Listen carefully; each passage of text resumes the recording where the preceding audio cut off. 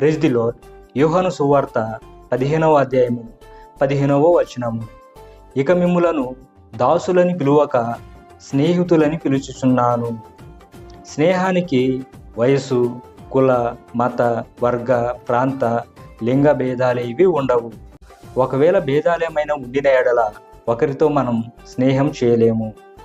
తల్లిదండ్రులకు, తోడబుట్టిన వారికి, రక్త సంబంధికులకు చెప్పుకోలేని విషయాలను స్నేహితులతో మాత్రమే పంచుకుంటాము. స్నేహబంధం అనున్నది ఎంత బలమైనదే అయినప్పటికీ ఏదో ఒక రోజున అది తెగిపోతుంది. ఎంత మంచి స్నేహితులైనప్పటికీ ఏదో ఒక కారణంతో గొడవ పడుతుంటారు. ప్రాణ స్నేహితులు కాస్త భద్ర శత్రువులుగా మారుటను మనం చూస్తూనే ఉన్నాం. స్నేహం ముసుగులో మోసం చేసిన వారు, స్నేహితులను నమ్మి మోసపోయిన వారు లోకంలో అనేక మంది ఉన్నారు. స్నేహభావంతో కలిగే ప్రేమను గ్రీకు భాషలో ఫిలియా అంటారు. ఈ లోక ప్రేమలు అశాశ్వతమైనవి, స్వార్థపూరితమైనవి.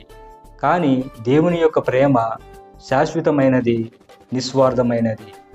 దేవుని ప్రేమను గ్రీకు భాషలో అగాపే అంటారు. ప్రభువు నిస్వార్థంతో మనతో స్నేహం చేయాలనుకుంటున్నాడు. నిజ స్నేహితుడు తన ప్రాణము పెట్టును కదా. మనము చేసిన పాపములను బట్టి మనలను శిక్షించక మన పట్ల ప్రేమ కలిగిన దేవుడు మానవునిగా సిలువలో ప్రాణత్యాగం చేసి పాపం నుంచి మనకు విముక్తిని కలుగజేశాడు. మనం ఈ లోకస్తులతో కాక మన కొరకై ప్రాణత్యాగం చేసిన నిజ స్నేహితుడైన యేసుక్రీస్తు వారితో ఇక నుండి స్నేహం చేద్దాం. అబ్రహాము, ఇస్సాకు, యాకోబు, మోషే ఇలా అనేక మంది భక్తులతో స్నేహం చేసిన మన ప్రభువారు నీతో, నాతో, మనందరితో స్నేహం చేయడానికి ఇష్టపడుచున్నారు. కాబట్టి ఆయనతో స్నేహం చేయుటను ఈరోజే మొదలు పెడదాం.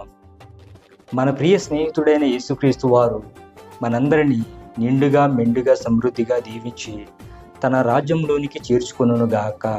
ఆమేన్.